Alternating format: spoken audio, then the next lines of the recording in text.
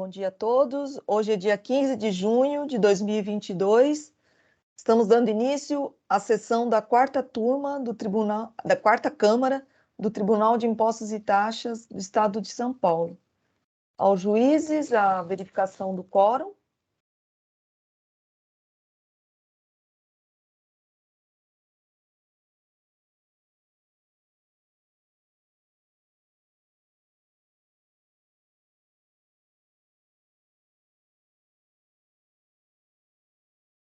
Nós estamos com a presença da doutora Carolina. Bom dia, doutora Carolina. Ela irá acompanhar o processo 407-3567, Petróleo Brasileiro, Petrobras. Doutora Carolina, da relatoria do doutor Zuli. Doutora Carolina, deseja fazer a sustentação oral? Bom dia, vocês estão me ouvindo? Sim. Eu não consigo abrir a câmera. Estamos ouvindo, sim. Jailson, precisa abrir a câmera? É exigência? Eu não estou conseguindo abrir. Vocês estão me vendo ou não? Não. Olha, está habilitado para tanto áudio quanto vídeo.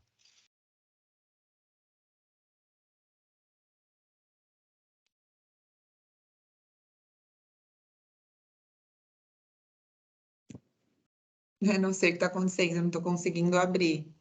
Tem algum prejuízo, Jailson? Não tem prejuízo algum. Não? Então eu vou Não. gravar. Já foi. Agora sim, foi. Eu vou gravar a sustentação oral, só um momentinho.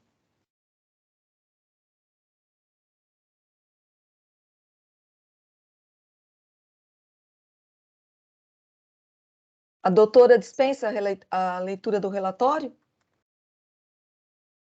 Bom dia a todos. A doutora Sim, eu dispenso. dispensa, então a doutora tem 15 minutos, por favor. Bom dia a todos. Meu nome é Carolina, sustento pela Petrobras, recorrente.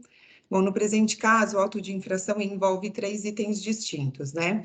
O primeiro deles, relativo ao creditamento de ICMS, de mercadorias fornecidas no bojo de contratos coligados de prestação de serviço e fornecimento de mercadorias, e os outros 2 referentes a obrigações acessórias, quando do creditamento do SIAP de ativo imobilizado. Considerando a relevância da matéria, eu vou me ater ao primeiro item na presente sustentação. É uma matéria que não é nova aqui nesse tribunal, ela já foi objeto de sustentação oral algumas vezes, então vou procurar ser bem objetiva, tá? A fiscalização entendeu que os créditos estariam supostamente incluídos em contratos de prestação de serviço. Ocorre que a hipótese dos autos ela não revela uma simples prestação de serviço, mas sim uma contratação coligada, que envolve 2 negócios jurídicos distintos. Um, a venda de mercadoria, e outro, a prestação de serviço sobre regime de empreitada. Nesse ponto, eu gostaria de chamar a atenção para a superveniência de um precedente jurisprudencial favorável em primeira e em segunda instância, nos autos do processo 10.28.754.43 de 2018, cujo AI 4083.975 foi anulado pelo Tribunal de Justiça e ele envolve a mesma discussão tratada nesses autos. O acordo indicado para a formação da jurisprudência, ele está anexo nos memoriais apresentados às folhas 24, 842 e seguintes dos presentes autos. O fato é que os equipamentos e materiais fornecidos para a prestação de serviços, eles não foram produzidos pelas empresas e consórcios contratados. E é nisso que se apega a fiscalização e a decisão de primeira instância, porque eles foram adquiridos de terceiros estranhos à relação contratual celebrada entre a companhia e os prestadores. Mas, conforme já decidido no precedente jurisprudencial apontado, isso não interfere na conclusão de que os créditos são devidos. Eu peço vênia para a leitura da ementa do acórdão nesse ponto. O Estado alega que tais mercadorias não foram produzidas fora do local do serviço, pois nesse local o consórcio era estabelecido, e que não foram produzidos pelo prestador, mas por terceiros. Não tem razão, lembrando que a norma geral deve ser adequada à peculiaridade do contrato sob análise. O contrato constitui uma reunião de empresas diversas para a realização dessa única prestação. Não é uma entidade permanente e é razoável para dizer ao menos que se estabeleça o contrato que deve ser cumprido. Não atribuo à produção fora do local de prestação de serviços, que se relaciona à parte anterior do dispositivo, produção pelo próprio prestador, qualquer relevo no caso concreto. A jurisprudência, sem dissensão, dá o mesmo tratamento à mercadoria produzida pelo prestador de serviço e àquela por ele adquirida de terceiros, conforme precedentes citados no acórdão. Tais julgados excluem os materiais utilizados na construção civil da base de cálculo do ISS, sem incluí-los na base de cálculo do ICMS, que não era objeto do pedido, mas indicam não ser correta a afirmação da administração de que os materiais discutidos serem tributados pelo ISS, portanto, isentos do ICMS. Na verdade, manter o referido auto de infração é o mesmo que reconhecer um enriquecimento ilícito do Estado, pois pois esse ICMS foi recolhido e o crédito apropriado, ele não foi, quanto ao seu recolhimento, ele não foi objeto de questionamento. É inegável o comportamento contraditório do Estado, que cadastra os fornecedores como contribuintes do ICMS, com autorização para a emissão da nota fiscal e escrita própria, não questionando em nenhum momento o destaque do ICMS e o seu recolhimento, mas posteriormente, tão somente quando do creditamento dos valores pelo adquirente das mercadorias, aduz que os valores foram indevidamente destacados, impedindo o crédito desse imposto essencialmente não cumulativo. Na verdade, acaso mantida a autuação no âmbito desse tribunal administrativo, fatalmente será desconstituída pelo Poder Judiciário, gerando um ônus financeiro ao Estado, também decorrente da sucumbência. Mesmo que assim não fosse, ainda mais prejudicial seria a restituição do indébito do ICMS recolhido pelos fornecedores. Eram essas minhas considerações. Eu agradeço a atenção de todos e pugno pelo provimento do recurso da Petrobras. Obrigada, doutora. Doutor Zúlio, a palavra é sua.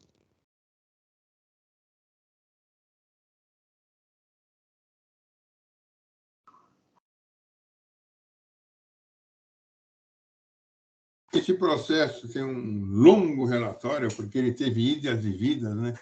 É um processo que teve diligência, teve, enfim, providências ao longo do caminho, tá? Eu vou dispensar essa leitura, porque está no meu relatório, ele é longo, tem 30 laudas aproximadamente. Vou entrar diretamente no voto em exame do mérito, para não ser cansativo. Ele é um recurso misto, ou seja, recurso de ofício ordinário. Tá? Não vejo assim, questões preliminares objetivas. Né? Eu digo, não obstante o longo andamento que sofreu este processo e as várias diligências, né? Retorna ao meu voto inicial de 30/2/17. Ou seja, esse processo já foi a mim distribuído em 1917. Tá? E daquela época, que também resultou em diligência e tudo, hoje, por incrível que pareça, acabou sendo a mim distribuído. E aí nós temos o primeiro item, tá? Que é crédito indevido relativamente a mercadorias que foram fornecidas por terceiros como parte de contratos de prestação de serviço em obra de construção civil executados sob o regime de empreitada por preço global, remetidas diretamente ao local da obra, conforme se comprova pelas cópias dos documentos juntados. Esse foi o item abordado pela ilustre advogada presente. Tá? O 2 é o crédito indevido a título de ativo por meio de lançamento efetuado nos controles de crédito do ativo permanente, conforme se comprova pelas cópias dos documentos juntados, tá? Registro G125. 3 é crédito indevido a título de ativo relativamente a bens que foram transferidos de outros estabelecimentos sem que tenha sido observado e determinado nos itens 1 e 2 do parágrafo 11 do artigo 61. Basicamente, são essas as acusações. Aí eu falo que o recurso de ofício, tá? Eu analiso primeiro ele, trata-se de recurso de ofício tem por contra a decisão de primeira instância, que julgou parcialmente procedente o AIM. Decisão, principais argumentos levantados pelo julgador. O ilustre julgador tributário analisou e concluiu o quê? Ao se analisar a coluna 3 do demonstrativo de débito fiscal, seria possível observar que o EFR tornou como termo inicial o último dia do mês, como determina a legislação do ICMS. Entretanto, para encontrar o montante dos juros acumulado até a data do vencimento do débito, teria se utilizado o índice correspondente ao penúltimo dia do mês, o que contraria a legislação. O demonstrativo do débito fiscal deveria ser feito para calcular os juros de mora, aplicando-se o índice de correção correspondente ao último dia do mês, relativamente ao imposto nos termos do artigo 565, inciso 1º, a linha C, e parágrafo 3º, e relativamente à multa, parágrafo 4º do inciso 3º do citado artigo. Retifica os valores dos montantes dos juros de mora e da multa, considerando que deveria ser utilizado o fator de correção contido no comunicado DA número 15/16, tanto para o imposto, quadro 4, quanto para a multa, quadro 8, o demonstrativo fiscal. Apareceu um negócio aqui, deixa eu fechar. O demonstrativo fiscal de folhas 4 e 5 corresponde ao último dia do mês. A digna representação fiscal, conforme observa dos autos, em razão da conclusão do culto julgador, encaminhou o processo ao fisco para que este viesse a esclarecer a metodologia utilizada para efetuar o cálculo da correção constante no presente lançamento. A matéria, assim, não é de mérito ou mesmo sobre as provas, e sim restringe a aplicação da norma e a forma de proceder o cálculo da correção dos valores contidos na exordial. Em razão da diligência requerida pela representação fiscal, observo que o fisco informou como procedeu os cálculos da correção dos valores contidos no lançamento. Destaca, assim, o agente fiscal de rendas, eu vou colocar aqui auditor, tá? Esse voto faz tempo que eu fiz. De rendas, autuante que o contribuinte cometeu equívoco em seu entendimento e, com seus argumentos, induziu o julgador ao mesmo entendimento. Esclarece, então, o auditor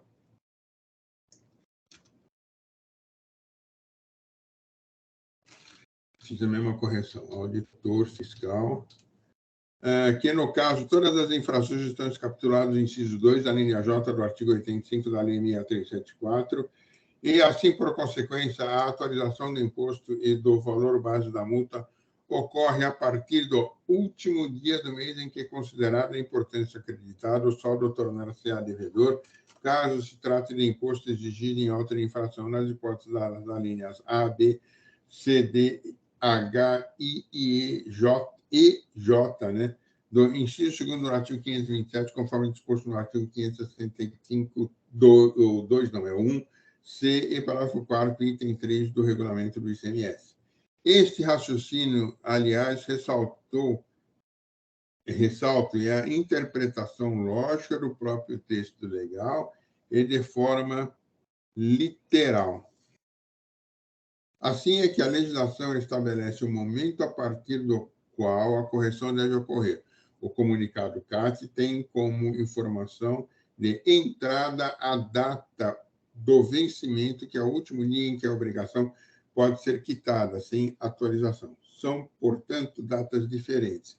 A data do vencimento é sempre a véspera do dia a partir do qual a correção é aplicada. Não podemos utilizar o termo inicial, que é a data em que se inicia a atualização, como entrada para tabelas dos comunicados DA. Foi assim que o fisco procedeu, e para demonstrar o seu acerto, destaca aqui, item 7, para demonstrar a nossa afirmação de que a entrada para a aplicação das tabelas do comunicado DA deve ser a data de vencimento da obrigação, vamos utilizar o nosso caso concreto que levou à aplicação do comunicado 15/16, observando a última linha da tabela relativa ao recolhimento em 9/3/16. Podemos constatar que o débito vencido em 9/3 não apresenta correção, pois, obviamente, estaria sendo quitado dentro do prazo. Já a obrigação vencida em 8/3 seria atualizada em 0,0005, correspondente a um dia de taxa de juros. Essa análise confirma o entendimento de que a tabela retorna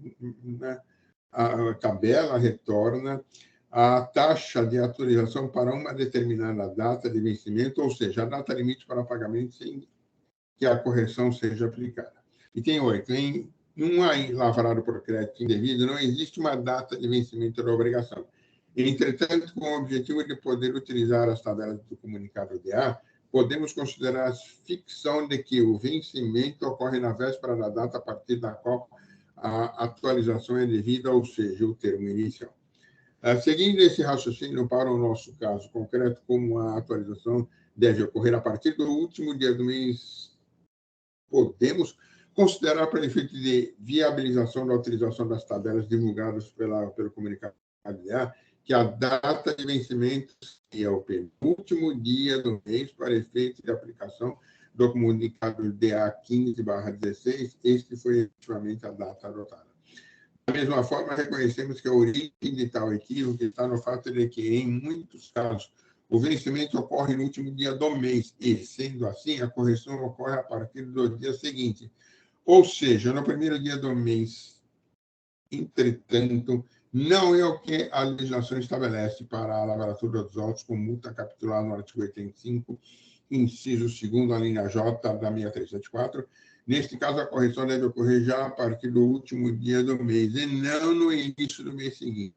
Assim, tudo que se passa com o seu vencimento ocorre no último dia do mês. Necessário observar que, embora os comunicados DA possam ser utilizados para a atualização do auto de infração, sua função principal é atualizar as obrigações a serem cumpridas pelo contribuinte que, vencendo em dias úteis, também são pagas em dias úteis. Por esse motivo que sua aplicação na atualização do AIM é necessária para a citada. Existem situações em que, para atualizarmos este comunicado, as adaptações devem ser ainda mais amplas, conforme abaixo detalhado, aí ele passa a detalhar nos itens 12 e 13. Esclarece, então, o auditor fiscal de rendas autuante que, no nosso caso, a tabela a ser utilizada é a do dia 9/3/16, da lavratura do AIM. Aqui podemos ver uma primeira limitação da aplicação do comunicado DA para a utilização dos valores do AIM, por determinação do parágrafo 3º, aliás, por determinação do parágrafo 4º do artigo 565 do regulamento, a utilização do valor base para cálculo da multa deverá ocorrer até a data da lavratura do AIM, embora, na maior parte das vezes, isso ocorra em dia útil. Nada impede que o AIM seja lavrado em dia não útil, como o caso flagrante infracional em operações em rodovias ocorridas em fim de semana, por exemplo. Caso o AIM seja lavrado em dia não útil, para o qual não existe uma tabela comunicada, deverá ser utilizada a tabela com data imediatamente anterior e acrescentado o número de taxas diárias correspondente à quantidade de dias até a lavratura. Caso o AIM fosse lavrado em 6/3/16, obteríamos um valor da taxa da tabela do dia 4/3 e acrescentaríamos 0,010, correspondente a 2 vezes a taxa diária de 0,005. Assim, fica claro que a aplicação do comunicado DA para serem utilizados na elaboração pode requerer adaptações de forma a encontrar o valor da atualização correto para aqueles casos. E assim ele vai e explica, eu transcrevi toda essa explicação, inclusive quando ele rebate os argumentos da defesa, né? Aliás, este foi o objetivo da diligência. Cabe, então, aqui, digo eu, analisar as referidas datas e a tabela DA no sentido de determinar se as taxas utilizadas foram corretamente aplicadas, ao que constato, inclusive pelos esclarecimentos trazidos pelo FISC, concluo que sim. O referido cálculo seguiu a norma vigente e, à época, além de ter seguido as tabelas existentes e divulgadas ao contribuinte, utilizadas para a confecção do cálculo de atualização. Nesse sentido, não obstante o esforço da recorrida, no caso, a conclusão da adesão sob análise, não vejo haver divergência entre entendimentos quanto à aplicação do disposto no artigo 565, inciso 1º, a linha C, parágrafo 4º do item 3, do regulamento, que estabelece os termos iniciais para a incidência dos juros de mora e para a atualização do valor básico para cálculo da multa punitiva, explicando o AFR autuante que os comunicados da Diretoria de Arrecadação têm como informação de entrada o último dia de que a obrigação pode ser quitada sendo atualizada, ou seja, do dia anterior, a partir do qual os juros de mora e sua aplicação do valor básico da multa poderiam ser aplicáveis, motivo pelo qual o índice a ser inserido no demonstrativo de débito fiscal seria aquele indicado no comunicado DA 1516 para o referido dia, o que foi observado pelo fisco no presente ano. Aliás, esta foi a conclusão que também chegou à RF ao exercer sua função de guardiã da norma, tendo adotado o cuidado de remeter os autos em diligência para que o agente fiscal, eu vou colocar o auditor aqui também,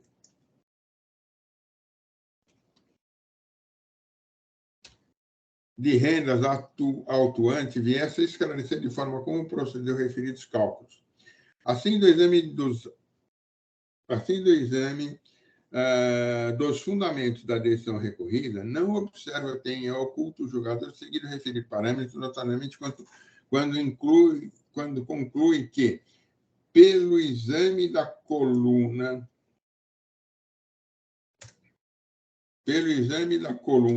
3 do demonstrativo do débito fiscal, seria possível observar que o FR tomou como termo inicial o último dia do mês como determinada legislação. Entretanto, para encontrar o montante dos juros acumulado até a data do vencimento do débito, teria utilizado no índice de correção correspondente ao penúltimo dia do mês, e o que contraria a legislação. Todavia, esclarecendo pelo auditor fiscal de rendas, a legislação estabelece o momento a partir do qual a correção deve ocorrer. O comunicado de A tem como informação de entrada a data do vencimento, que é o último dia em que a obrigação pode ser quitada sem atualização. No caso, então, temos datas diferentes, a saber, a data do vencimento, que é sempre na véspera do dia a partir da qual a correção é aplicada, e nem poderia, na prática, ser de forma diferente. Assim, o termo que é a data em que se inicia a atualização como entrada para as tabelas do comunicado DA é a do dia seguinte, e não a do dia a partir da qual a correção é aplicada. Neste sentido, a gente... Auditor, eu coloquei tudo... Fiscal de rendas autuante, então faz referência expressa à aplicação das tabelas do comunicado DA, as quais consideram a data de vencimento da obrigação, aplicação do comunicado 15/16. Traz o agente fiscal de renda autuante a aplicação da tabela para um exemplo prático, onde, observando o último dia da linha relativo ao recolhimento em 9/3/16, podemos constatar que o débito vencido em 9/3 não apresenta correção, pois, obviamente, estaria sendo quitado dentro do prazo.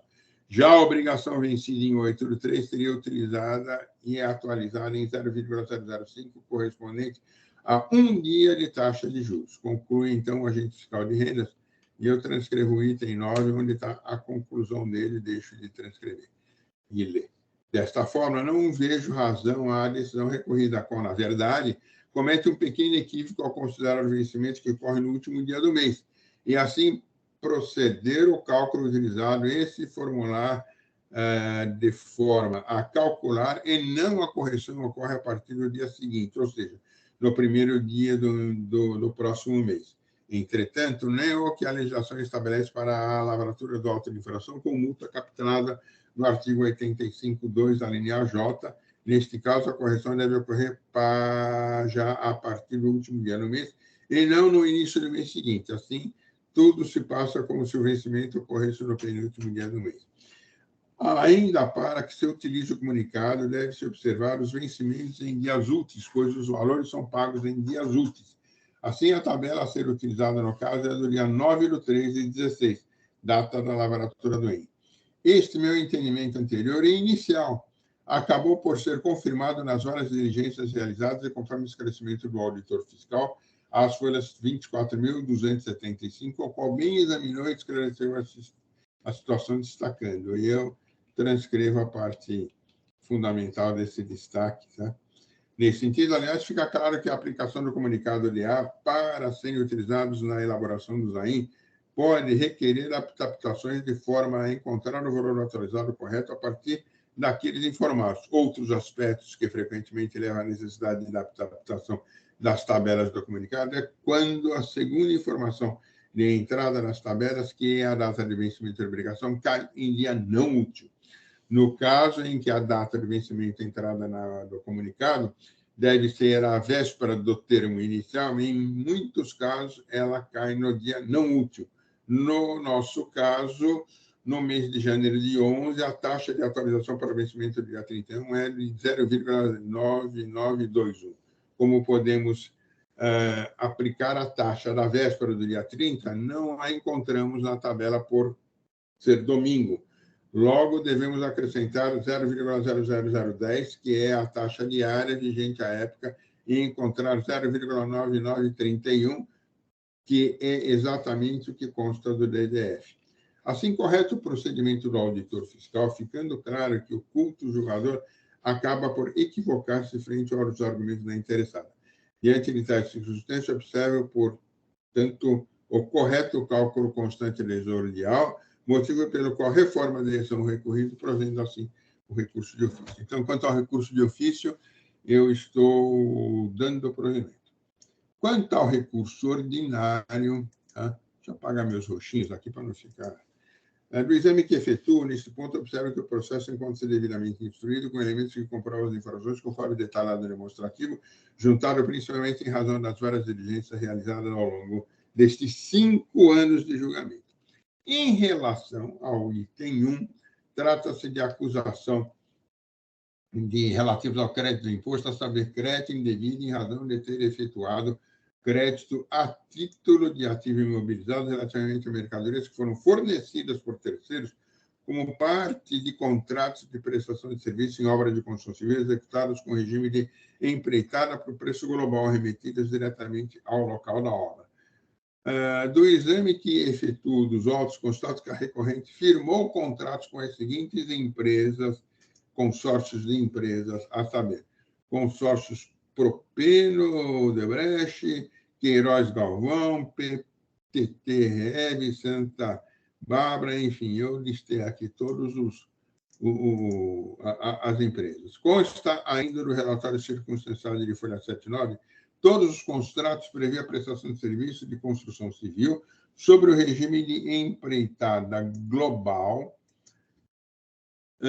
Ainda o fisco constatou nos autos que item 8.1.6 do relatório dos consórcios GASVAP e PTT, que este prevê que no fornecimento de materiais e equipamentos deve ser emitido uma nota fiscal de venda com destaque, o que não é compatível com a legislação tributária. Assim, no caso do fornecimento de materiais e a prestação de serviço, encontra-se no campo da incidência do ICMS e do ISS municipal, conforme previsto no item 7.2 da lista de serviço, anexo à Lei Complementar 116, e é o que parece este julgador, trata-se no caso de obra de construção civil. Ainda existem os materiais que foram fabricados pelo próprio prestador, fora do local da obra, que estão sujeitos ao ICMS, contudo, o contribuinte não demonstra nos autos a ocorrência deste caso de exceção. As empresas e os consórcios contratados operam no ramo da prestação de serviços de engenharia e adquirem de terceiros materiais e equipamentos que, como parte de seu fornecimento, deveriam compor a obra final remunerada por preço global.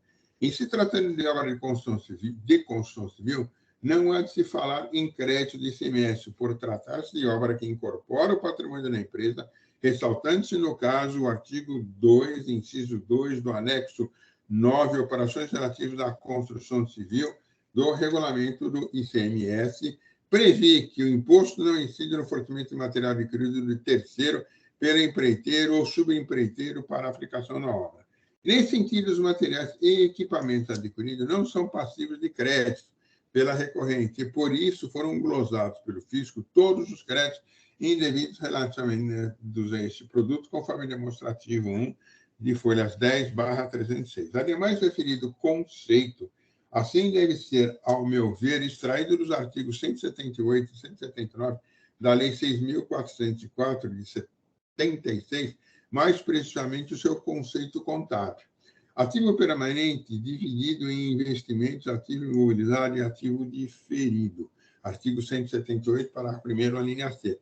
Ativo imobilizado são os itens diretos que tenham por objeto bens destinados à manutenção das atividades da companhia e da empresa ou exercidos com essa finalidade, inclusive os de propriedade industrial.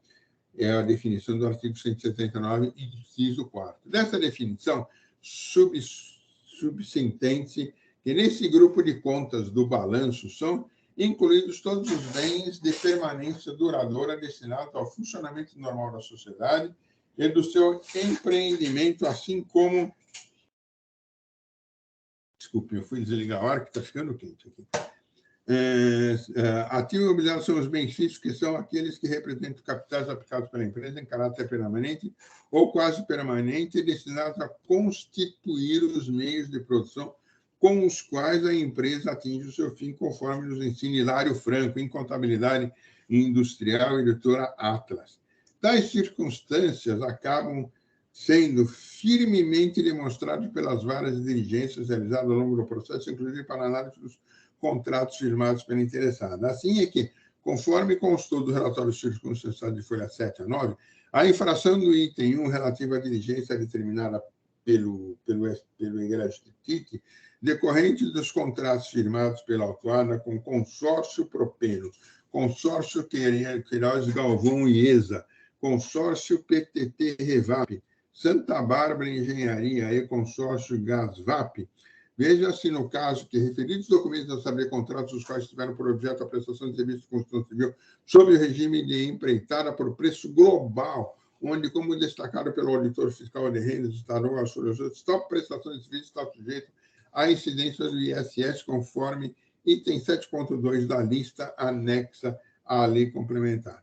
Então, diz aqui, item 7.02, execução por administração, empreitada, subempreitada de obras de construção civil, hidráulica ou elétrica e de outras obras semelhantes, inclusive sondagem, perfuração de poços, escavação, drenagem, irrigação, terraplanagem, pavimentação, concretagem, instalação e montagem de produtos, peças e equipamentos, exceto fornecimento de mercadorias produzidas pelo prestador de serviço fora do local da obra de serviço que fica sujeito ao ICMS. E, segundo essa norma, é exceção à regra da incidência do ISS a hipótese de material fabricado pelo próprio prestador de serviço e fora da obra do local, neste caso, assim, havendo que se falar em incidência do ICMS. Assim, vejamos, o artigo 2º, inciso 2 do anexo 11 do regulamento, assim dispõe, as operações relativas à construção civil. Artigo 2, o imposto não incide sobre Decreto Federal 406/68, artigo 8, item 32 e 34 da lista de serviço na redação da lei complementar. A execução de obra por administração sem fornecimento de material. 2. O fornecimento de material adquirido de terceiro pelo empreiteiro ou subempreiteiro para a prática e aplicação na obra. A movimentação de material. Então, o que nos interessa é o 2. Tá? No caso dos autos, a empresas e consórcios contratados adquiriram de terceiros materiais e equipamentos que, como parte de seu fornecimento, compõem a obra final, remunerada por preço global. Veja, o empreiteiro, a parte, né, ele comprou esse material, ele fez um contrato com a Petrobras, por exemplo, para construir uma sala, tá? E pegou esse material que ele comprou de terceiro e aplicou. Tá? Um exemplo bem raso. A doutora está falando que não, mas vamos lá. Desse modo, se o fornecimento dos bens adquiridos de terceiro pela empresa consórcio da construção civil não é objeto de tributação do ICMS, não há como se reconhecer a legitimidade do crédito do ICMS tomado referente a essas mercadorias fornecidas. E o EFR relata as folhas 8, item 7, que a autuada acreditou-se indevidamente nesta hipótese, a título de ativo imobilizado, vem demonstrativo de folhas 10, 306, de notas fiscais 307 e seguintes. Desse modo, entendemos que correta a glosa efetuada pelo fisco. Importante, no caso, lembrar que a adesão de primeira instância já assim reconheceu, ao analisarmos as notas fiscais juntadas por amostragem do auto-inflação, é possível notar que os créditos apropriados pela empresa autuada, conforme demonstrativo de folhas 10, folhas 306, indicam o CFOP 5102 como natureza da operação, venda de mercadoria adquirida de terceiro. Em outras palavras, as provas indicam que os consórcios de construtoras citados inicialmente adquiriram mercadoria de terceiros para serem empregadas nas obras de construção civil descritas nos contratos florestais, tais e reserva. E eu transcrevi até o item 18, que diz: o fato, é importante, das notas fiscais que acompanham as operações de saída terem sido emitidas com destaque do ICMS não altera a natureza do serviço prestado, continuando irregulares os créditos realizados. Interessante ainda destacar que, pela diligência determinada, a Câmara Adjudicadora do Título solicitou esclarecimentos prestados pela AFR que não alteram os fatos já expostos anteriormente nos autos e apenas corroboram o entendimento fiscal que ensejou a autuação fiscal no item 1.1. Nesse sentido, foi que, em razão dos quesitos formulados, o auditor estadual esclareceu que os créditos gozados teriam origem apenas em documentos fiscais correspondentes exclusivamente a fornecimento de mercadorias. Também que pode ser observado as folhas 24.774,80, que a autoridade fiscal bem esclareceu que, abro aspas, embora tenha havido a emissão de notas fiscais modelo 1 para cobertar as saídas de mercadorias com destino autuado, isto ocorreu devido à existência contratual com a elaboração dos itens 5 e seguintes do relatório circunstancial de folhas 8. No entanto, a exigência do ICMS seja destacada para as operações contraria a legislação em vigor. Dessa forma, as notas fiscais correspondem à saída de mercadorias e não à prestação de serviço. Vale afirmar que a aquisição desses materiais de terceiros pelo consórcio das empresas de construção civil ocorre no escopo da obra de empreitada para o preço global e para a prestação de serviço da construção civil, incidindo as normas acima descritas, ficando claro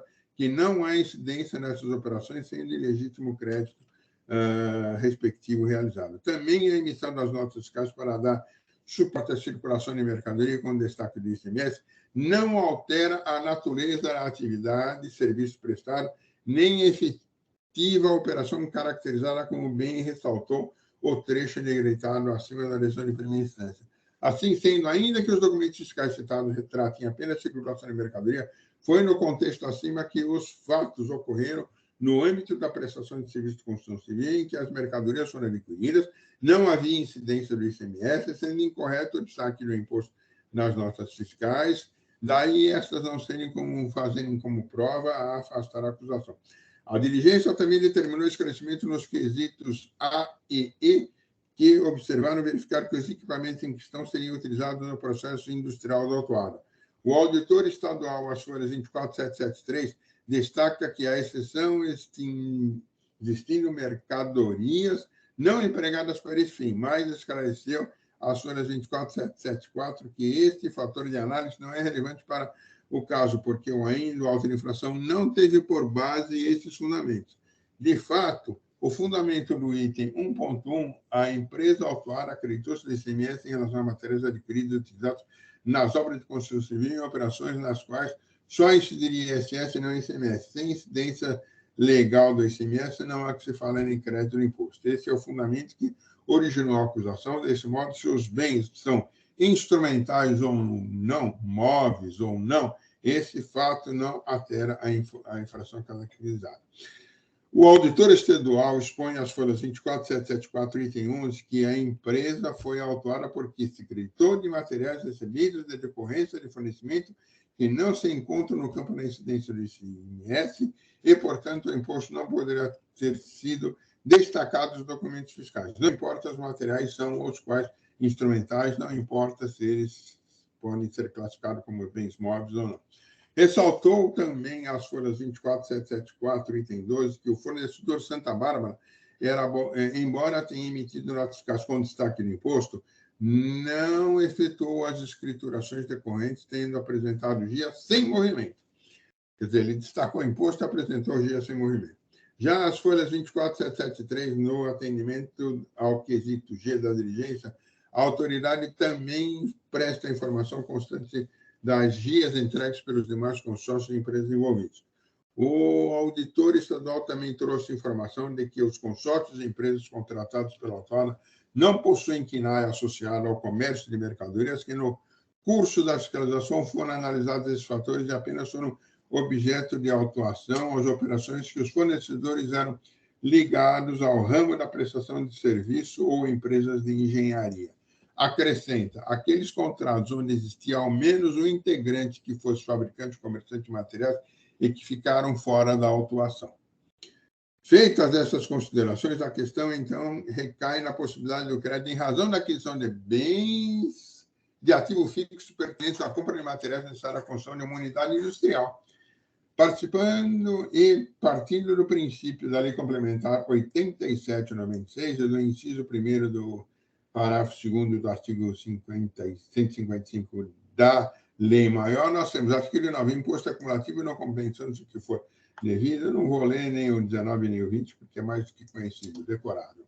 O princípio constitucional não cumulatividade deve, assim, ser entendido em relação às operações com mercadorias e prestações de serviço e nunca nas operações com imóveis ou de mercadorias que a ele se destine como construção ou ampliação, cabendo lembrar aqui que a construção de uma unidade industrial diz respeito a um bem imóvel, pois assim estabelece o artigo 43 do Código Civil. Transcrevo o 43 do novo Código Civil. Tá? O solo, a sua superfície, tudo quanto o homem incorporar, enfim. E segundo ainda o Código Civil vigente, né, o artigo 79 também descreve o que são bens imóveis. E eu transcrevo tanto 79 como 80, não vou cansá-los com a leitura, que também é decorável. Nesse sentido, vale ressaltar as palavras de Maria Helena Diniz ao comentar o citado artigo do Código Civil, em Código Civil anotado, leitura assinada de 1995, página 58, bens imóveis. Os bens imóveis são aqueles que não se podem transportar sem destruição de um lugar para outro, ou seja, são os que não podem ser removidos sem alteração de sua substância.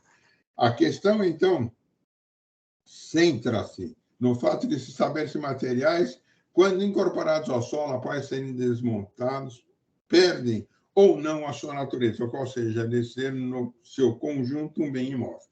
Ou, por outras palavras, é um bem imóvel quando este perder a sua natureza ao ser desmontado. Haja vista que não pode ser transferido de um lugar para outro sem sua destruição, ainda que parcial. Portanto, ao ser construído determinado bem imóvel, este sempre será tido como uma não mercadoria. Para ilustrar referido entendimento, transcrevo a resposta da Consultoria Tributária sobre a matéria, que fala em crédito fiscal, aquisição de materiais necessários à construção de um bem imóvel, impossibilidade, aquisição de ativo permanente, equipamento de escritório utilizado no processo de administração ou comercialização. Resposta: a consulente adquiriu, a partir de novembro de 1996, materiais de construção e equipamento de escritório, tais como computadores, mesas, cadeiras, calculadores, isso tudo é móvel. Todos foram lançados como bens do ativo imobilizado. Como a promulgação da Lei Complementar 87, em seu artigo 20, ficou assegurado ao sujeito o direito de acreditar-se em mercadoria, e assim vai a resposta, mas quanto à questão do bem imóvel, ela é contrária. Então, ela diz assim, sendo indax, a consulente poderá acreditar-se no ICMS, destacar das fiscais de aquisição de bens adquiridos para integrar o seu ativo a partir do 1/1/96, enfim, e diz que os bens que são móveis, né, lógico, a crédito. Para uma melhor apresentação da primeira parte da questão apresentada, é aqui eu transcrevi toda a resposta, né? E num ponto ela fala assim, item 7, por sua vez, no ativo imobiliário estão os bens fixos, que são aqueles que representam capitais aplicados pela empresa em caráter permanente ou caso permanente, destinando a construir os meios de produção com os quais a empresa atinge seu fim, conforme, aliás, lembra aqui também Hilário Franco, tá? E aí, pela transcrição da resposta, tá? É exatamente também nesse sentido. Eu vou pular esse trecho, tá? Aí digo, e não há dúvidas de que a construção de uma unidade industrial, galpão industrial, diz respeito a um bem imóvel, pois assim estabelece o artigo 43 do Código Civil, que eu retranscrevo para poder só me situar. Nesse sentido, é o meu item 18, vale ressaltar a palavra de Maria Helena Diniz ao comentar o citado Código Civil, né? Bens imóveis, e ela traz aqui uma destacada, né? Uma boa discussão sobre isso. Portanto, ao ser construído determinado bem imóvel, será sempre tido como uma não mercadoria. E o termo mercadoria é utilizado em várias passagens pela Lei Complementar 87/96 para fins de lançamento da inscrição civil do seu valor de crédito a que tem direito o contribuinte quando de sua aquisição ou entrada diz respeito à circulação daquelas mercadorias que redundem em operações sujeitas ao tributo de competência dos Estados, ICMS, como nos ensina o mestre em Direito Tributário, comensalista do Supremo Tribunal em seus julgados, quando declinam seu entendimento a respeito do fato gerador de imposto. E aqui eu transcrevo uma passagem do meu velho mestre Alcides Jorge Costa. Concluindo em relação à questão a objeto inicial, temos que a pretensão da peticionária não pode ser prevalecer, posto que, como ficou bem demonstrado nos itens precedentes, bem imóvel é uma não mercadoria, não objeto, obstante faça parte do ativo permanente. O direito ao crédito alíquota do artigo 20 é elegível quando decorre de aquisições de entrada de mercadoria destinada ativamente a observar, logicamente, as regras editadas pela lei. Tá? E aqui eu prossigo exatamente na análise do artigo 20 e do 21. Com essa assertiva, podemos concluir que os... Ainda tem bastante.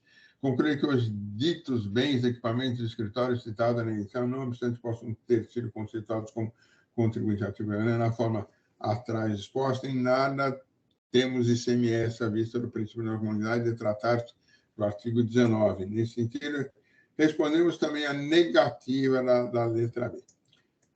Muito bem, faixa disposto não propicia o direito ao crédito, por exemplo, ativos permanentes ligados aos departamentos, setores ou seções do estabelecimento. Verifica-se que os bens arrolados se constituem equipamentos mecânicos, hidráulicos, elétricos, acessórios, tais como estrutura metálica. Nesse sentido, resta, e eu transcrevo isso, que tais bens não são produzidos pelas empresas contratadas pela recorrente, visto que são prestadoras de serviço de ramo da construção civil e adquirem as mercadorias já prontas.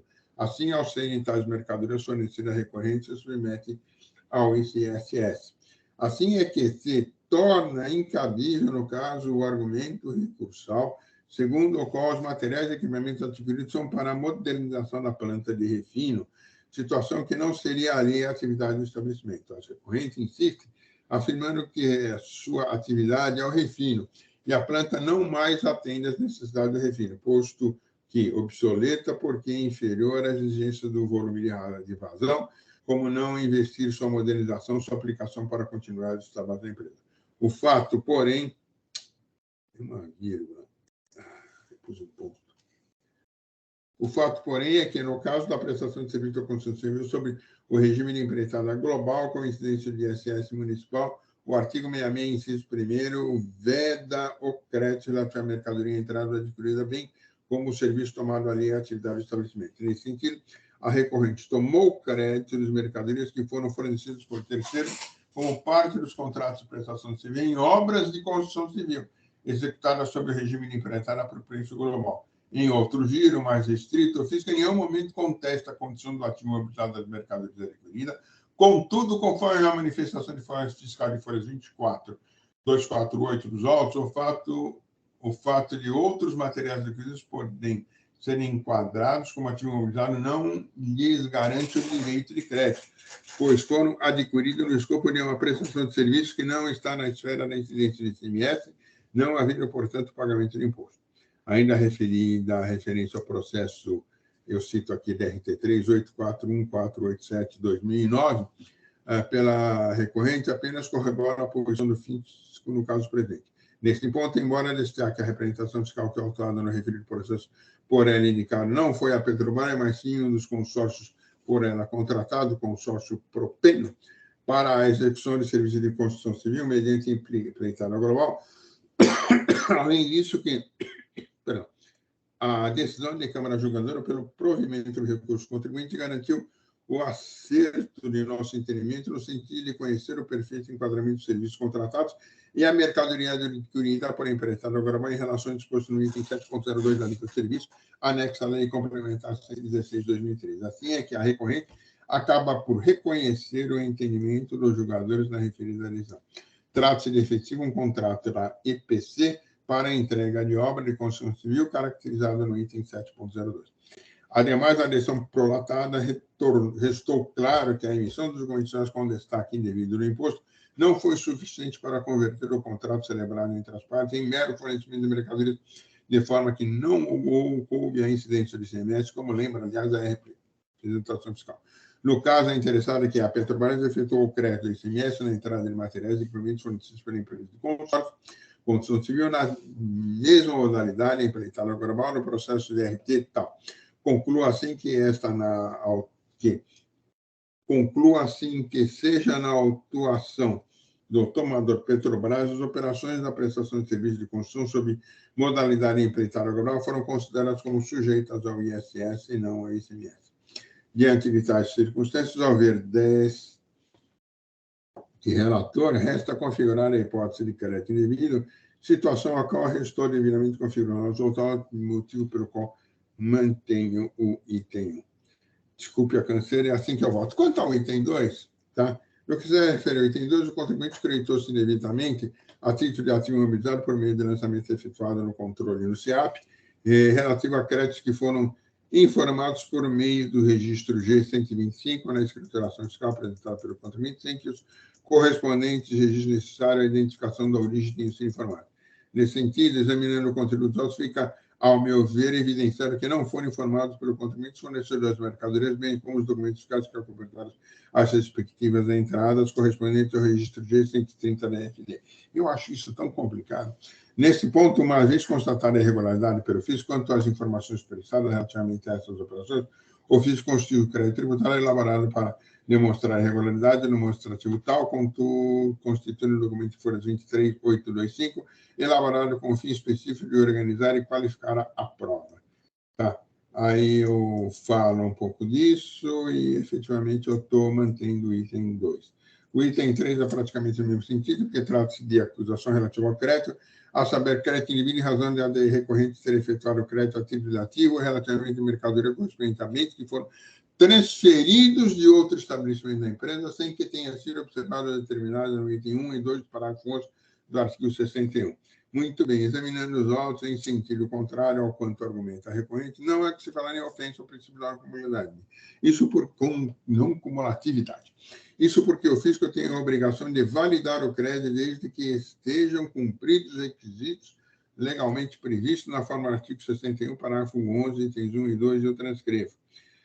Assim é que, diante da norma vigente, acima por mim transcrita, elaborar, e lembra também a RF, que a ela faz referência, fica evidenciado que, ao meu ver, devidamente restou caracterizada a infração, demonstrada que foi pelo fisco e não questionada pela recorrente. Mantém. Outras matérias. Cabe ainda sanitar o exame que efetua os autos, na decisão recorrida, é fácil perceber que o culto juiz singular efetuou a devida análise dos fatos, das provas, da instrução da EN, observou o princípio da não cumulatividade, razão pelo qual foi considerada procedente. Quanto à multa confiscatória, eu afasto, tá? E aqui vamos ter um problema dentro em breve. Do pedido de recálculo, de redução ou renovação da multa, no caso é crédito indevido, não vejo que possa ser feito, sem contar que é uma grande empresa, né? Então, eu estou afastando o pedido de redução e renovação da multa. Tá? A exigência, inclusive, concomitante de imposto via reflexa. Ademais, itens 1 a 3 corresponde a crédito indevido, que tem reflexo exatamente em considerar a falta de pagamento do imposto ou redução do saldo credor. Pulei, vamos lá. Então, aqui nós temos aqui, do cálculo da multa. No que se refere ao cálculo da multa, a recorrente alega que, embora seja a prática do Estado de São Paulo calculando a multa sobre o valor do crédito autorizado até a data da autuação, esse procedimento é indevido, pois, em linha com o artigo 30 da Lei 9249/95, a autorização do crédito fiscal do Estado de São Paulo foi suspensa pelo artigo 2º da Lei 10.173/98, assim o fundamento legal apontado pelo fisco não se ampara nessa majoração. Todavia, referido argumento não procede, como bem ressaltou o julgador, as folhas 24.263, a Lei 10.175, citada pela empresa autuada, dispõe sobre a taxa de juros de mora incidente sobre impostos estaduais e a suspensão da correção e atualização monetária. Ainda a RF acrescenta que, de acordo com a referida lei, a taxa de juros de mora equivalente por meio da taxa referida ao sistema especial de liquidação Selic, porém, nos autos, os juros de mora que incidiu sobre a multa foi aplicado com base no artigo 96 da Lei 6374, na data da redação da Lei 13.918, com indicação do item 4, campo observações, e não com referência à taxa Selic. Argumenta a interessada que não se pode limitar a legislação seja aplicada para punir a autuada. Tá? Aí eu cito a resolução, transcrevo o artigo 81, eu lembro da 13.918, né, a polêmica 13.918, perfeito, transcrevo o artigo 165, tá? Falo da multa na sua versão punitiva, perfeito. E aqui eu lembro, cabe aqui, porém, considerar a aplicação, né? Ainda a incidência de juros, se eu pulei alguma coisa aqui importante, do CTN, não. Cabe aqui, porém, considerar a aplicação das súmulas 8 revogada e 10 alterada na forma como consta da atual redação em razão do quanto foi decidido em sessão plenária de 9 de junho de 22, a saber. E aí eu transcrevo o teor da atual súmula, né, da súmula 10. Os juros de mora aplicáveis ao montante do imposto e multas exigidos em autos de infração estão limitados à taxa referencial do sistema Selic incidente na cobrança de tributos federais. Quanto à súmula 8, ela estou revogada, né? Tá aqui, ela dizia que era legítima aplicação de débitos fiscais à taxa Selic. Tá, então, aí eu digo que ela foi referendada em 13 de 6 de 22. Em relação à multa, é importante distinguir a autorização do valor para o cálculo da incidência de juros e correção, e assim eu mantenho. Todavia, eu faço aqui no meu voto, na parte final, uma observação. Eu digo, olha, recurso de ofício, a ele dou provimento. Recurso urinário, a ele nego provimento. Todavia, em relação às súmulas 8 e 10, prevalecerá o quanto foi decidido em sessão plenária de 9 de 6 de 22, alterada a súmula 10 reformada, que foi a súmula 8 desse tribunal, né? 15 de julho de 22. É assim que eu voto. Tá? Dúvidas? Eu tenho uma dúvida, Zúlio. Diga. Por causa dos juros, não é parcialmente provido o ordinário? Então, eu fiquei... Você diz quadro de juros da súmula, né? Do juro da nova súmula. Eu também fiquei nessa dúvida. Não vou É a dizer que única não, coisa tá? que eu tive dúvida. O resto... Não, efetivamente... Eu não soube como fazer aqui, tá? Mas vamos repensar. Ele... Eu creio como sendo um pleito do próprio contribuinte, não é? Então, sem dúvida. É parcialmente procedente. Quando o contribuinte não se manifesta, eventualmente de ofício, nós vamos ter a obrigação de dar. Né? E ainda que nós não nos pronunciemos, a própria cobrança, ao final, vai ter que fazer isso de ofício. Né? Agora, como no caso aqui, o contribuinte se manifestou, né, se insurgindo contra o método ali que foi trazido no auto, nós temos que acatar e dar parcial provimento.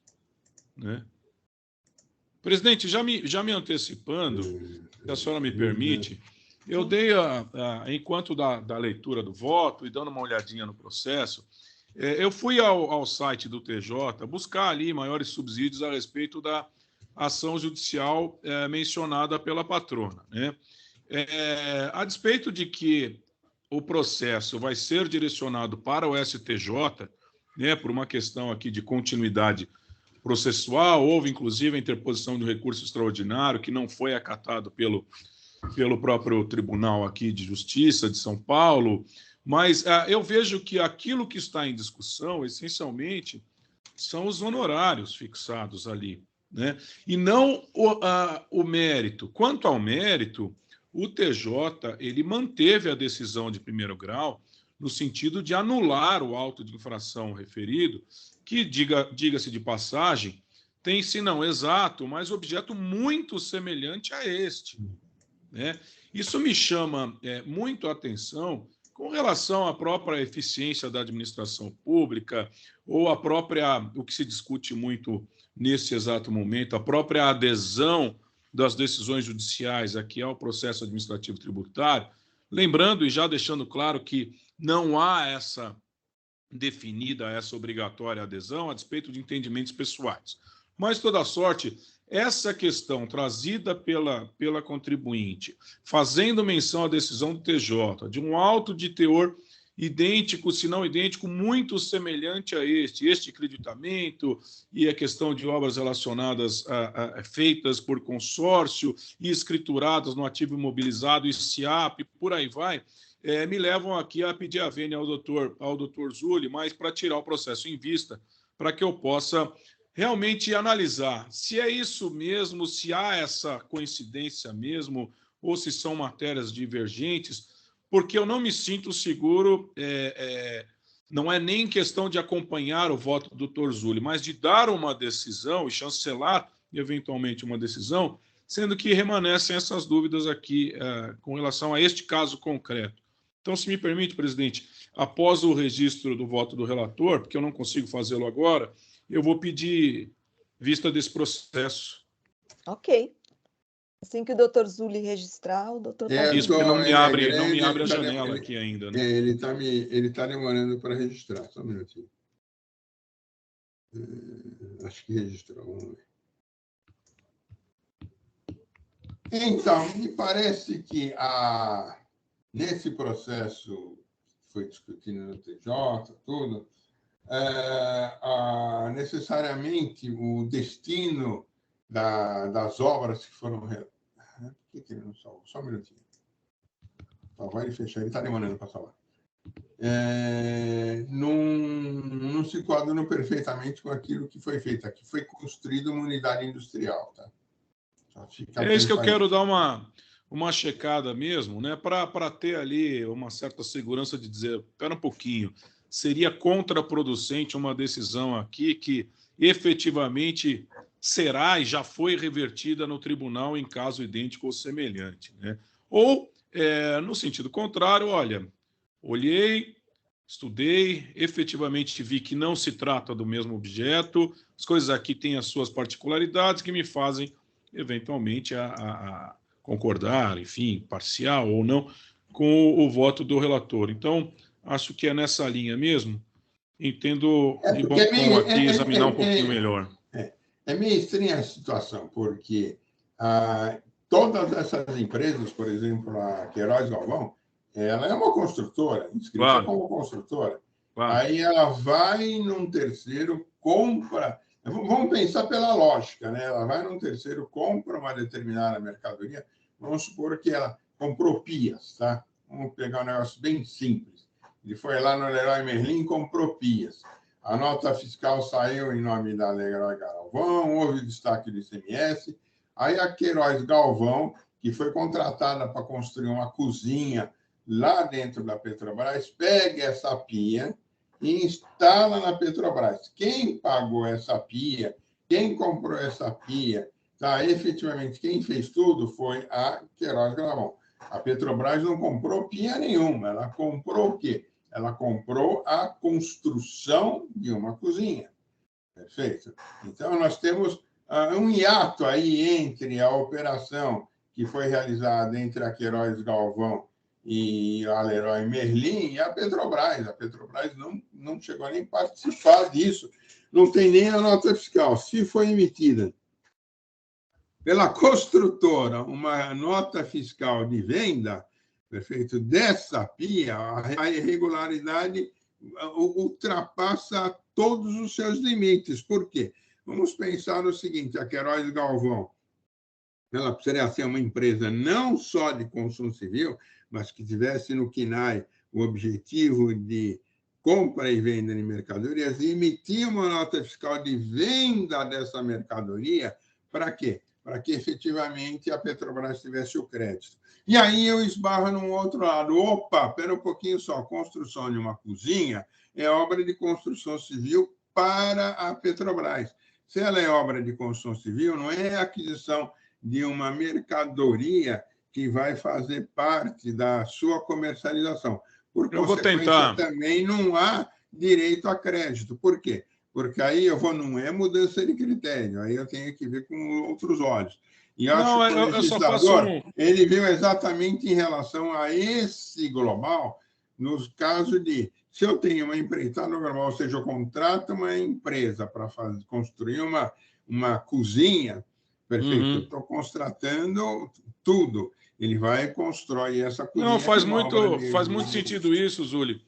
Só o TJ, e é por isso que eu quero olhar melhor, porque o TJ diz o seguinte, que a despeito de ter sido creditado, não houve prejuízo ao erário. Existem, só para ampliar um pouquinho a discussão, há várias respostas à consulta em relação à questão do turnkey, que é esse tipo de Isso. construção, em que você Isso. entrega a planta pronta para funcionar, né? Tem ela aí, pode ser Porque o ICMS já consultado. foi recolhido. Sim, na verdade, quem foi o. Aí só trocou o consumidor, aí quem foi. E o Argos caiu. Oi, Só acabei que- de voltar. Tá. Acabei de voltar. Por que trocou aí? Por que ele fala? Né? É uma visão interessante. Não houve prejuízo para o fisco. Na verdade, Essa é a até... visão do TJ, não é nossa. Independente da gente mas tudo gostar bem. ou não, a gente vai ter que que, na acatar. verdade, Em veja tese, o que essas acontece. construtoras poderiam ser autuadas por destaque indevido de imposto. Exatamente. Pois é. Não, mas tem o seguinte, houve ressarcimento desse valor do imposto indevidamente destacado. Né? Pois E é. respostas houve com prejuízo relação a ao esse fisco são porque houve interessantes de ver, como a 9013 de 2016, que fala justamente dessa diferença entre a parte de construção civil e aquilo, por exemplo, a máquina que essa mesma empresa adquire desse mesmo sistema. Né? Então, há essas respostas também que são interessantes de serem consultadas. Pois é, eu acho que vale sim. Presidente, eu já pedi. Vale. Mas veja que interessante, a gente fala que não houve prejuízo do fisco. Houve, porque houve um crédito que, na verdade... Eu não falei nada, quem falou foi o TJ. Eu sei, então, mas veja Eu nem bem, sei se houve ou não. é uma interpretação equivocada essa, porque mesmo considerando de uma outra forma, quando essa mercadoria abatesse na Petrobras, ela não teria direito a crédito, só que esse crédito foi efetuado de forma em desacordo com a legislação. Então, houve um prejuízo em relação a esse crédito que ficou na contabilidade da Petrobras, e ela vai utilizar esse crédito dentro da sua conta fiscal. Agora, se a Petrobras tivesse... Vamos pensar que não existe nada disso. Eu contratei a Queiroz Galvão para construir o meu banheiro lá, para construir a cozinha, né? Tá? Mas não era uma obra global. Aí a Petrobras vai até a Leroy Merlin, compra em nome dela com nota fiscal emitida, efetivamente, essa pia. Tá? Aí ela leva na contabilidade dela, ela não vai poder efetuar esse crédito, por quê? Porque está fora do artigo 20 da lei complementar. Então, houve um prejuízo, sim. É que a interpretação ela foi linear, ela não foi objetiva. Tá? É assim que eu penso. Por isso que assim eu votei. A vista foi concedida, então, doutora, o processo vai voltar numa próxima sessão. Então, foi concedida a vista para o doutor Argos. Obrigada, viu? Obrigada. Bom dia. Bom dia a todos. Um bom feriado. Bom dia. Então, vamos passar para o próximo processo? Senhor presidente, só uma questão. Com relação ao que tinha informado com relação à jurisprudência, essa alteração, foi publicado dia 14 no Diário Eletrônico. Então tá bom. Está tranquilo. Então tá fechado. Saiu 13 e publicou 14, isso aí. Isso. Então foi ontem. Então ontem, quando ela passou a publicação, é que foi tinha já a sido publicação publicado. mesmo, isso mesmo. Então tá bom. Boa. Vamos passar para o próximo julgamento.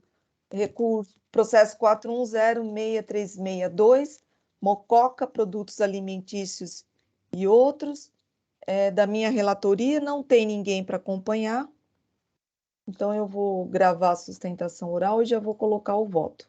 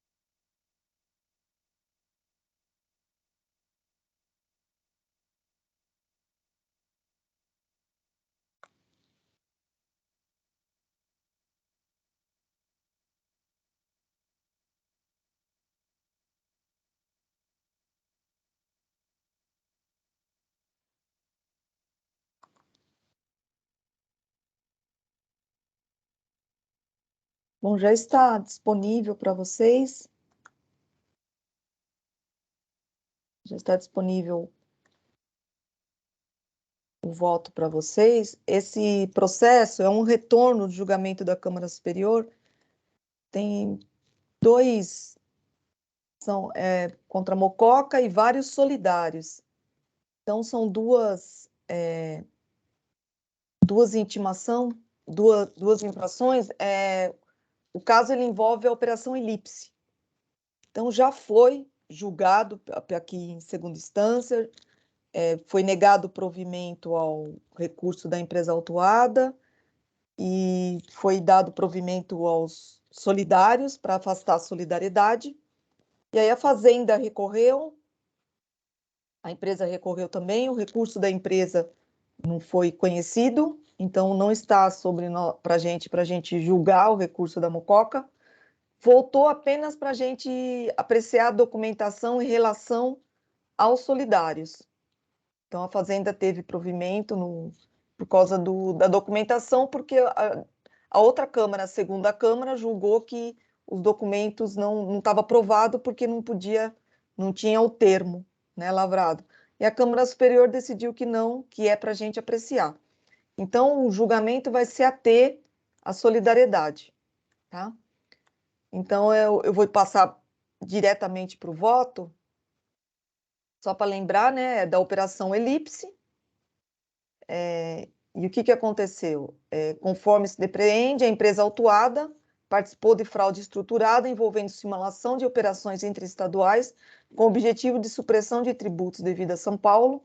Ela simulava a venda de mercadoria para estabelecimentos situados em outros estados, estados que não são signatários de acordos para recolhimento do ICMS-ST, quando, na verdade, as mercadorias eram entregues para estabelecimentos situados em território paulista. Esse esquema possibilitou que o estabelecimento industrial paulista afastasse a responsabilidade sobre o ICMS-ST e a redução da alíquota para 7%. Na outra ponta, os destinatários, os sócios MK Distribuidora, Egon e João Eduardo, passaram a operar nas distribuidoras Núcleo Liderança, cujos sócios são Gilberto, Marcos e a Offshore Green Food Internacional. O filho do João, Alain, também é parte integrante da organização, possuindo diversos telefones em seu nome que os vinculava ao grupo. Foram indicados como responsáveis solidários os senhores Egon, João e Alain, identificados como responsáveis pela fraude, e Gilberto e Marcos, identificados como interpelsas pessoas da organização. A segunda Câmara, como eu falei, no julgamento anterior, julgou, conforme a fundamentação, desconsiderou as provas da fiscalização em relação à Operação Elipse, sob o fundamento da inexistência da comprovação da lavratura do termo de apreensão de documentos e o mandado de busca e apreensão judicial. Isso foi afastado pela Câmara Superior, então esse voto, nosso julgamento, ele se restringe à procedência em relação à solidariedade. Bom, em relação a isso, conforme as provas farta que está no processo, eu entendo que a solidariedade está comprovada, pois foram realizadas diligências nos dois estabelecimentos da empresa Liderança, tanto em São Paulo como Espírito Santo. Nas folhas 699 a 703, está documentada a absoluta ausência da movimentação de mercadorias no estabelecimento Espírito Santo, em que pese a emissão de notas fiscais no dia da diligência. De fato, no interior do estabelecimento foi localizada apenas uma mesa com computador para emissão de notas fiscais, não havendo sequer estoque de mercadorias no local. Folha 703. Há provas de que o estabelecimento do Espírito Santo não possuía sequer estoque de mercadorias e, mesmo assim, emitia documentos fiscais para regularizar os estoques da unidade de São Paulo. Em relação às pessoas físicas, Marcos Vilela, Gilberto Perrucci, Egon, João Eduardo e Alain, eles foram identificados como principais beneficiários das fraudes, ou ainda como interpostas pessoas no esquema, conforme folhas 219 e 229, estando, a meu ver, comprovada a responsabilização por solidariedade, nos termos do artigo 11 da Lei 6374. Como bem decidiu o julgador de primeira instância, a inclusão de pessoas físicas como responsáveis solidários decorre da gestão fraudulenta empreendida nas empresas envolvidas, tipificando a participação de pessoas que tiveram interesse comum na situação que deu origem à obrigação principal e que efetivamente concorreram para a sonegação do imposto. As provas acostadas aos autos são robustas para a comprovação da fraude perpetrada. O auto de infração não está baseado em presunção, mas sim em um longo e detalhado trabalho fiscal e em documentos obtidos junto à própria empresa investigada. Os fatos alegados e comprovados pelo fisco não foram contestados. Na verdade, os recursos questionaram tão somente a validade das provas, a responsabilidade solidária, a multa e os juros. Assim, as acusações são incontroversas. Os solidários, do meu ponto de vista, não lograram comprovar a ausência de interesse comum ou a não concorrência para a sonegação. A fraude comprovada teve como principais beneficiários e articuladores desse esquema os responsáveis solidários. Ou seja, há provas de que todos os apontados como sendo solidários participaram do esquema fraudulento, também em razão da gestão que efetuaram nas empresas envolvidas. E, nesse sentido, o artigo 135 do CTN é expresso ao atribuir responsabilidade pessoal pelo crédito tributário às pessoas que assim agiram. A gestão fraudulenta implica necessariamente atos praticados com excesso de poderes ou infração de lei. Nesse sentido, o referido artigo 135 do CTN atribui, conforme aduzido, responsabilidade pessoal pelo crédito tributário. Logo, o crédito em discussão é o integral, imposto, multa e juros. É que a decisão de primeira instância, ela reconheceu a solidariedade, mas ela falou que os solidários eles não devem pagar a multa, apenas o imposto. No meu entendimento, eles são solidários pelo crédito integral nos termos do 135 do CTN. No tocante ao caráter confiscatório da multa, esse egrégio tribunal está impedido de se manifestar por força do disposto no artigo 28 da Lei 13.457 de 89.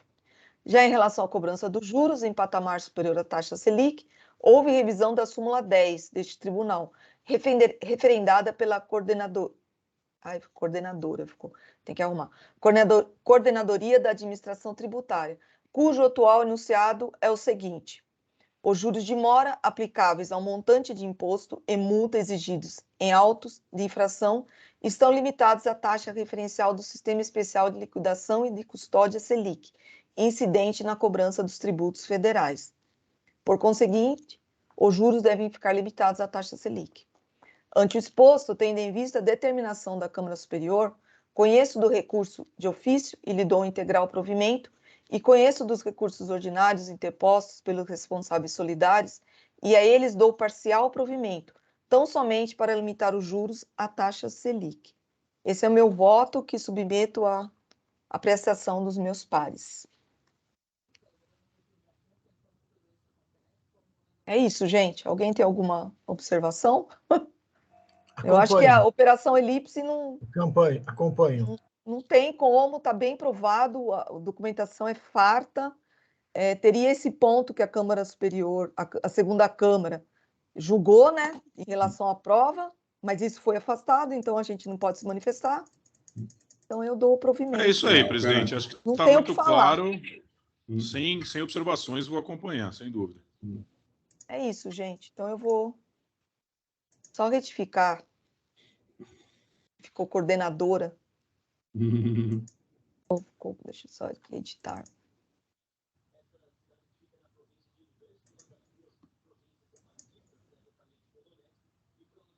Em realidade, quem referendou foi o subsecretário da Fazenda e Planejamento. Foi o São Paulo. Porque ele que referenda, que era o antigo coordenador. Então, eu vou colocar referendada pela administração pela coordenadoria, né? Ou pela Subsecretaria da Receita Estadual. Subsecretaria da Receita Estadual. Tá.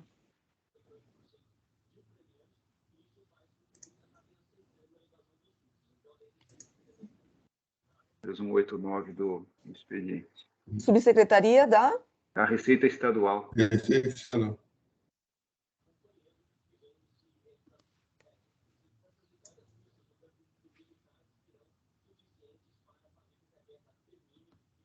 Vocês veem que, no caso do recurso da Mococa, eu estou colocando aqui provimento, negado provimento, porque já foi julgado, então a gente não pode se manifestar, tá?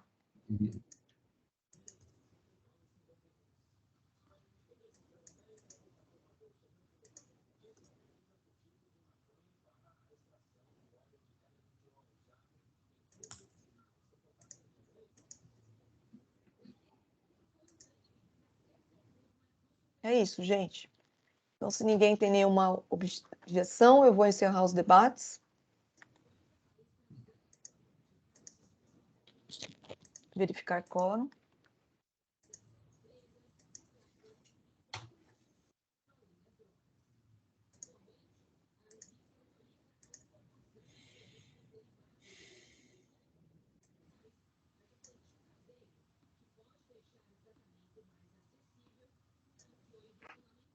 Doutor Argos, só falta o senhor confirmar Eu cliquei aqui, estou clicando aqui e ainda não. Entrou, Não entrou. foi? Entrou? Entrou. Algum delayzinho.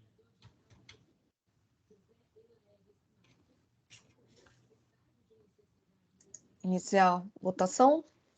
Tá lento hoje. Tá. Tá com frio.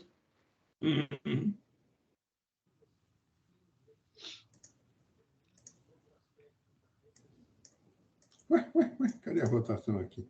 Voto Maria Helena, gravar. Foi. Vou encerrar aqui.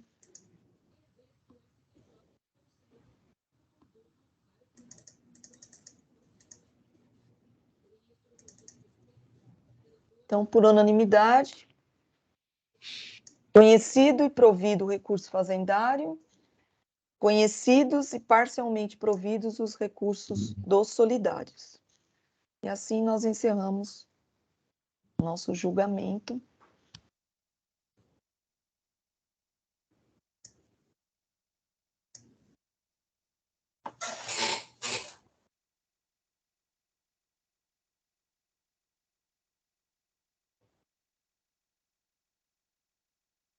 Encerrada, então, a sessão da 4ª Câmara do Tribunal de Impostos e Taxas de São Paulo, do dia 15 de junho de 2022. Jailson, você pode interromper a gravação, por favor?